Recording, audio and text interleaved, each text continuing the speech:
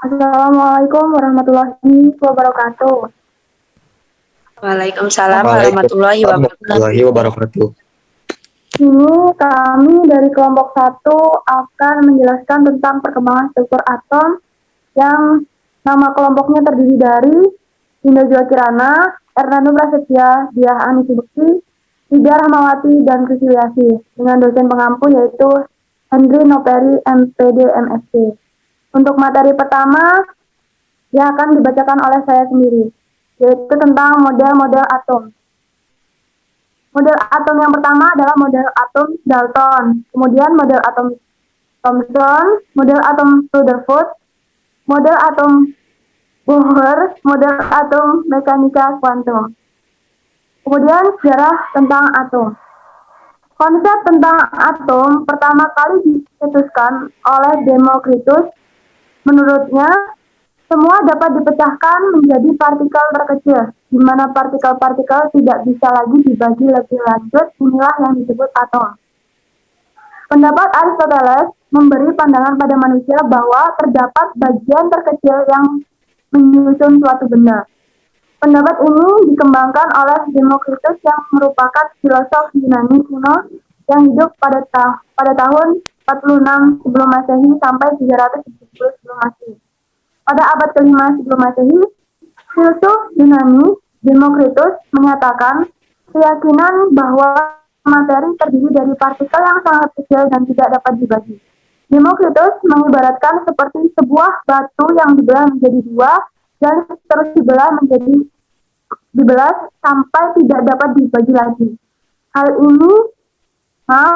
itu lah yang disebut sebagai atomos. Dalam kurung A sama dengan tidak, tomos sama dengan dibagi. Jadi artinya tidak dapat dipotong atau tidak dapat dibagi. Selanjutnya akan dijelaskan oleh Hernando Prasetya.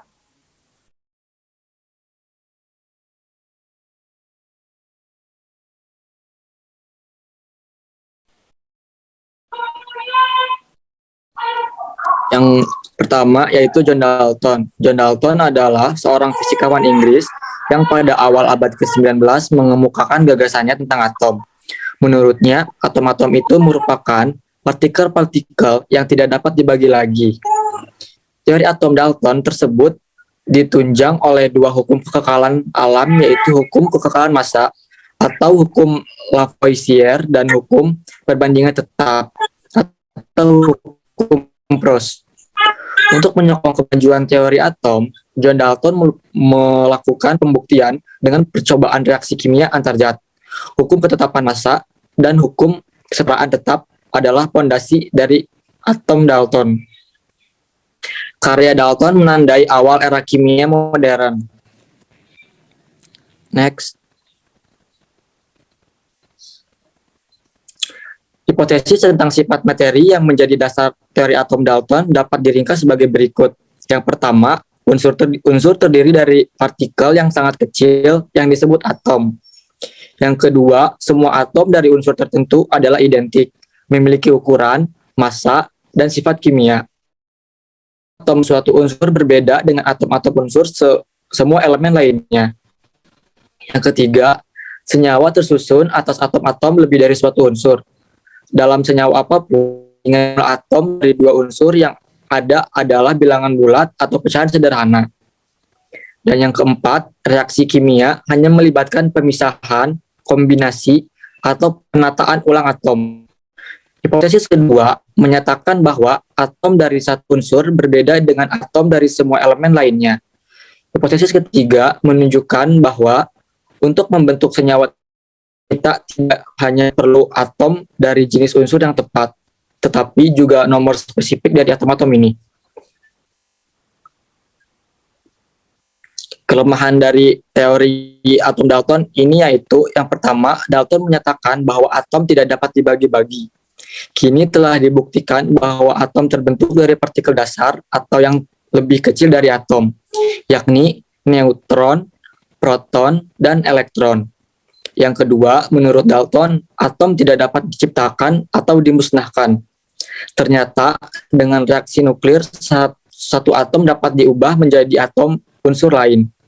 Yang ketiga, Dalton menyatakan bahwa atom suatu unsur sama dalam segala hal. Sekarang ternyata ada isotop, yaitu atom yang sama tetapi massa yang berbeda. Dan yang keempat, perbandingan unsur dalam suatu senyawa menurut Dalton adalah bilangan bulat dan sederhana. Tetapi kini semakin banyak ditemukan senyawa dengan perbandingan yang tidak sederhana, misalnya C18H5H35O2Na. Selanjutnya akan dibacakan oleh Dia Agni Subekti. Ya, itu kelebihan model atom Thomson. Yang pertama itu model atom Thomson dapat menjelaskan mengenai partikel subatomik, sehingga Thomson membuktikan adanya partikel lain yang bermuatan negatif dalam atom. Kemudian, adanya penguatan hasil penelitian dari Hertz dan Lennard yang menunjukkan bahwa suatu partikel itu dapat menembus suatu atom jika massa partikel tersebut lebih ringan daripada elektron dari suatu atom. Hal ini dibuktikan bahwa suatu partikel alfa itu dapat menembus suatu lempengan yang berbahan aluminium atau gagalan pada model atom Thomson adalah sebagai berikut, yaitu dari hasil pengamatan atau percobaan didapatkan spektrum serap atau pancar dalam atom hidrogen adalah 122 nm. Kadang kala atom tidak memancarkan atau menyerap radiasi pada frekuensi yang sama.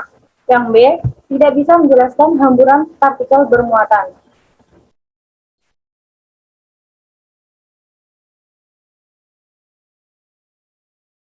Nah, berdasarkan temuannya, selanjutnya yaitu model atom Rutherford dari tahun 1871 sampai 1937. Berdasarkan temuannya, Rutherford menyusun model atom dan memperbaiki model atom Thomson, di mana model atom Rutherford itu menggambarkan bahwa atom terdiri atas inti yang bermuatan positif dan berada pada pusat atom, serta elektron bergerak melintasi inti seperti halnya planet-planet yang mengitari matahari.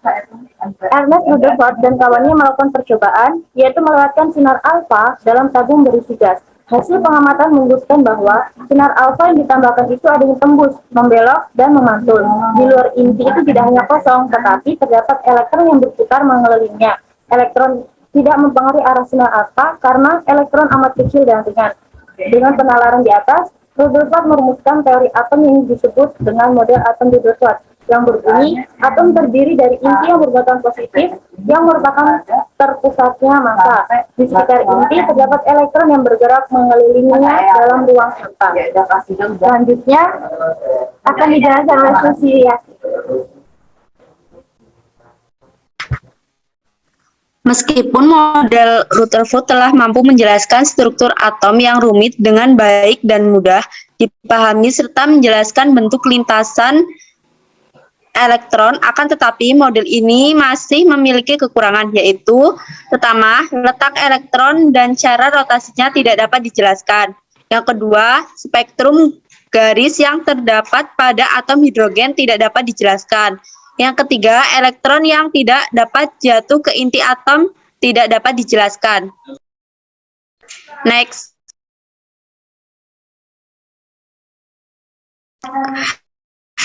Teori Bohr mulai dikemukakan sekitar abad ke-19. Model ini menggambarkan atom yang seperti planet tata surya, di mana inti atom layaknya seperti matahari sebagai pusat di luarnya, dikelilingi oleh elektron-elektron yang bergerak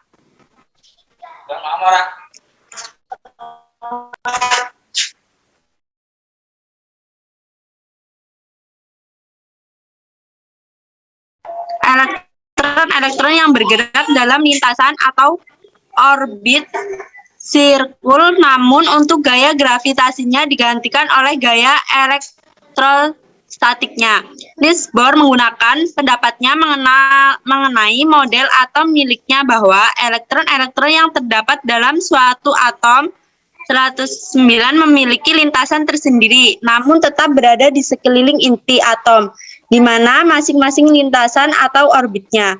Model atom Bohr merupakan pengembangan model atom sebelumnya, yaitu model atom Rutherford pada 1911. Jika dilihat dari segi teori, model atom Bohr bisa dikatakan sebagai model yang sudah lama atau usang. Hal ini dikarenakan model atom Bohr merupakan suatu model yang pertama kali membahas mengenai atom hidrogen dengan menggunakan tinjauan mekanika kuantum yang lebih sederhana, akurat, dan juga lebih umum, memiliki hubungan dengan berkali-kali lipat total energi dari harga kuantum pada keadaan dasar. Selanjutnya akan dibacakan oleh Rida. Selanjutnya adalah penemuan inti atom. Pada tahun 1911, Rutherford melakukan eksperimen penembakan sinar alfa terhadap sebuah sasaran sebuah lempeng emas yang amat tipis. Dari eksperimen itu, akhirnya Rutherford menyusun model atom, yaitu atom tersusun dari inti atom yang pusat masanya bermuatan positif dan kulit yang tersusun dari elektron dan bergerak mengelilingi atom. Mereka mengamati bahwa sebagian besar partikel menembus foil baik tidak terdefleksi atau terdefleksi. Dalam beberapa kasus, sebuah partikel benar-benar memantulkan kembali ke arahnya dari mana yang. Ini adalah temuan yang paling menarik karena dalam model atom Thomson, muatan positif atom begitu menyebar sehingga partikel A positif harus dimiliki melewati foil dengan sedikit defleksi. Muatan positif atom menurut pendapat Rutherford adalah semua terkonsentrasi di nukleus yang merupakan inti pusat padat di dalam atom. Struktur penyusun inti atom terdiri dari proton dan neutron. Next. Selanjutnya penemuan elektron. Elektron merupakan partikel dasar penyusun atom yang pertama kali ditemukan. Elektron ditemukan oleh Joseph John Thomson pada tahun 1897. Elektron ditemukan dengan menggunakan tabung kaca yang bertekanan sangat rendah yang tersusun oleh plat logam sebagai bahan elektroda pada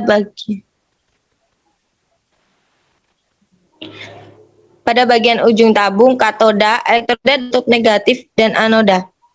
Elektroda dengan kutub positif, listrik bertekanan tinggi yang dialirkan melalui plat logam mengakibatkan adanya sinar yang mengalir dari katoda menuju anoda yang disebut sinar katoda. Tabung kaca bertekanan rendah ini selanjutnya disebut tabung sinar katoda. Adanya sinar katoda membuat tabung menjadi gelap. Sinar katoda tidak terlihat oleh mata, akan tetapi keberadaannya terdeteksi melalui gelas tabung yang berpendar akibat adanya benturan sinar katoda dengan gelas tabung kaca. Next. Penemuan neutron. Pada tahun 1932, ketika James Chadwick membombardir lembaran tipis berilium dengan partikel, radiasi energi yang sangat tinggi mirip dengan sinar G dipancarkan oleh logam. Eksperimen selanjutnya menunjukkan bahwa sinar sebenarnya terdiri dari jenis ketiga partikel subatomik. Kemudian Chadwick memberi nama neutron karena terbukti bahkan partikel netral yang memiliki massa sedikit lebih besar pada massa proton. Di dalam inti helium terdapat 2 proton dan 2 neutron. Tetapi dalam inti hidrogen hanya ada 1 proton dan tidak ada neutron. Jadi rasionya adalah 4:1. Neutron ialah partikel tak bermuatan. Oleh karena itu, interaksinya sangat berbeda dengan interaksi partikel bermuatan.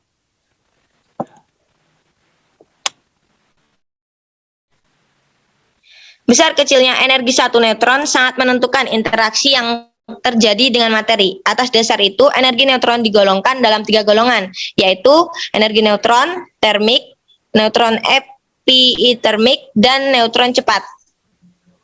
Neutron termik terbesar artinya paling banyak berinteraksi. Neutron yang tergolong termik ialah neutron yang memiliki energi sekitar 1 elektron. Neutron cepat mempunyai neutron cross sectionnya paling kecil, artinya hanya sedikit kemungkinan berinteraksi dengan materi. Interaksi neutron termik dalam garis besar dibagi dalam 3 golongan, yaitu yang pertama elastic dan unelastic scattering. Yang kedua, neutron capture reaction, neutron tetap di inti dan mengakibatkan terpencarnya radiasi lain seperti sinar of proton, neutron, partikel CI, dan lainnya. Peristiwa ini disebut reaksi inti. fission, inti yang telah diselundupi neutron terbelah atas fragmen-fragmen, di samping itu dikeluarkan neutron baru.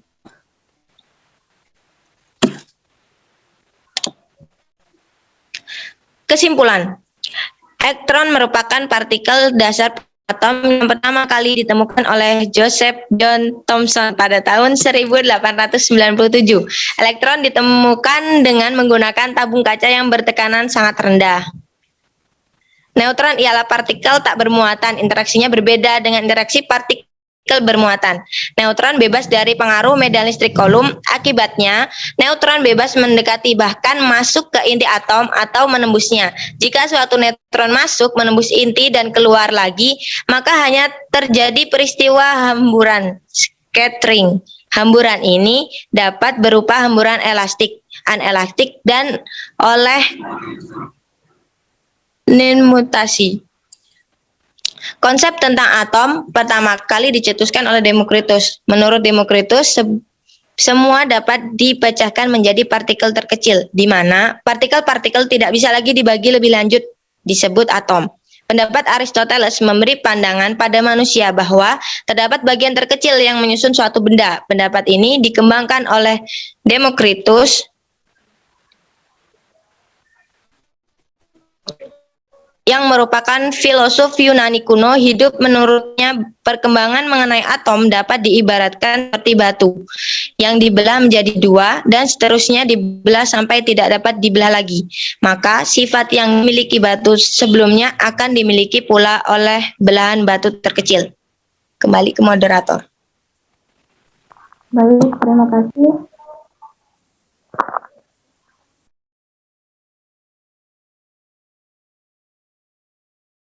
Inilah hasil presentasi dari kelompok 1. Saya akhiri. Wassalamualaikum warahmatullahi wabarakatuh. Waalaikumsalam. Waalaikumsalam warahmatullahi wabarakatuh.